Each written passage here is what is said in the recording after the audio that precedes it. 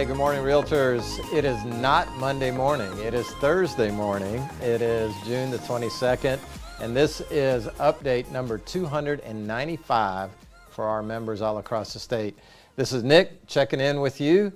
I hope that your week has been a great one, although probably it's been a little wet this week in most parts of the state. I know driving into work this morning, Mike, my commute was a little slow, a lot of rain. Got here safe and sound, thankfully, and watching all the other motorists struggle in the rain is always a lot of fun.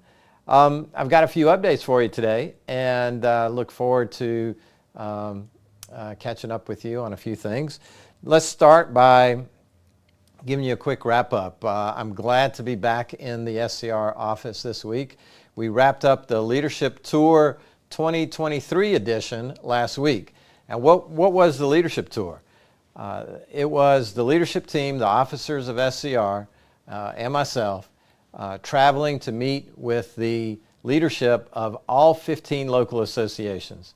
So over a span of about we spread it out over 2 weeks, but we visited all 15 local associations, traveled over 2,000 miles across our beautiful state. I've got to go off on a tangent a little bit. I think my favorite stretch of road last week is when we were leaving late from the Greenwood, South Carolina area and traveling to Aiken for a morning meeting that next day.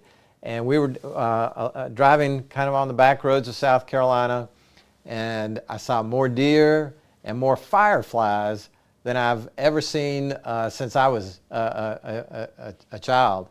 And I know in Florence, when we grew up, my fireflies were everywhere, right? We'd catch them in jars and stuff. And they were just lining the road on the way to Aiken that night. And I'll never forget that scene. That was pretty cool. But we met with over 300 local leaders, President Rob Woodall, President-elect Rhea Smith, your treasurer, Keon Aldridge, your secretary, Corwin Millett, and I would never forget our past president, Cindy Creamer. That's kind of an inside joke. Rob, I owe you one. But we had a tremendous opportunity where the theme of the roadshow was finding that next generation of leader and reminding all of our local associations and their leadership that it's imperative on us not only to lead our associations where we are today in the current present, but also to identify the next generation, who's going to replace us as we move forward in this great industry of ours. We talked a lot about RPAC, we talked a lot about YPN, we talked a lot about what initiatives SCR was undertaking as we look at increasing our legal and legislative advocacy across the state. But we also spent a lot of time listening to what was happening in these local markets, getting a perspective on what real estate means in the coast, in the Midlands, or in the upstate, and the nuances that exist in all of these different markets. Fascinating to hear in Greenwood, South Carolina, for example, one of the top issues they wanted to talk about was affordable housing. Who would have ever imagined that little sleepy Greenwood, South Carolina would be facing pressures from Atlanta and Charlotte and Greenville and having to address workforce housing, affordable housing issues in their community. And that was a common theme across the state. But I want to give special thanks to our leadership team who gave up basically a week and a half away from their work and their time to travel across the state. Thank you to all the local leaders who took time to meet with us. Generally, these meetings were around a meal. And Mike, I think my suit was a little tight this morning as we ate our way across the state. But it's always a great way to build new relationships, rekindle old friendships, and meet some of the inspiring young leaders of our association. So thank you to everyone that participated. And the notes, the comments, the feedback we get from the tour, just like we did last year, will get incorporated into our strategic planning session, which will take place in August. and we'll implement those ideas into our association strategic plan as we move forward. So thank you to everyone that participated again. It was a great experience. One of my favorite things that we do every year. So kind of taking it back to the State House a little bit, the state budget has been passed. It took a little bit of extra work this year, but a couple of things that are important that got done. Lindsay will have a full detailed breakout for you in an upcoming end of session wrap up. But I wanted to highlight a couple of things that I know will impact us, meaning the real estate industry and homeowners and property owners across the state. First and foremost, the legislature appropriated more money to the Governor's Office of Resiliency. This is a relatively new agency within the Governor's cabinet that is focused on protecting our natural resources, protecting our private property from storms and disasters, and making recommendations, establishing policies to help the state's housing stock, the state's property to become more resilient to storms and natural disasters and whatnot. Very proactive approach from Governor McMaster when he first advocated for this a few years ago, and the legislature has put some serious money behind it this year. A couple of school-related things. Teacher pay raises were addressed again in the budget. Teachers' starting salaries are now at $40,000, which is above the southeastern average, and I know the governor plans to make that, to increase that to $50,000 in the next 2 years.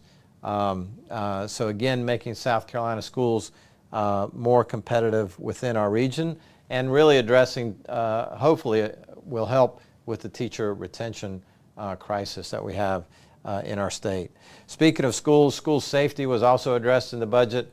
More school resource officers, more funding for these officers, these safety officers, to be placed in our schools across the state. I believe around 90% of all the schools now have such staff, and I believe the budget this year will cover the rest. From a business perspective, the income tax continues to shrink in South Carolina. Not quite at North Carolina or Georgia's level yet, but is heading in the right direction, make us more competitive from a business standpoint. College tuitions continue to stay frozen, and new workforce scholarships are in place that mainly are these skilled trades that are taught by our technical colleges around the state, and a great avenue for our young people in South Carolina to provide the kind of healthcare, manufacturing, science jobs that are so desperately needed to run our economy. And the last thing has to do with law enforcement, more pay raises for law enforcement, and in a separate bill, you probably read about bond reform. The bond reform bill kind of hits a little close to home. There was a news story in the PD yesterday. Y'all may remember a year ago, there was a young lady, a realtor member, who lost her life in a senseless tragedy. I believe it was a former husband or an ex-husband that had been stalking her, and she had not been able to get protective orders, and he was arrested for her murder a year ago, and actually applied for, had a bond hearing just this week and was denied bond, and we hope for a speedy trial there to bring her killer to justice. Speaking of safety issues, let me make one more plug for our latest member service. If you have not downloaded the Forewarn app, please do so. Email me if you have any questions about how to access it. We have 8,000 members and counting that are actively using this product that is protecting and identifying fake sellers and scam artists, and and other dangerous individuals, making sure that our members are safe in their business and in their practice of real estate. I mentioned that our leadership tour was over, but that doesn't mean the end of travel for staff.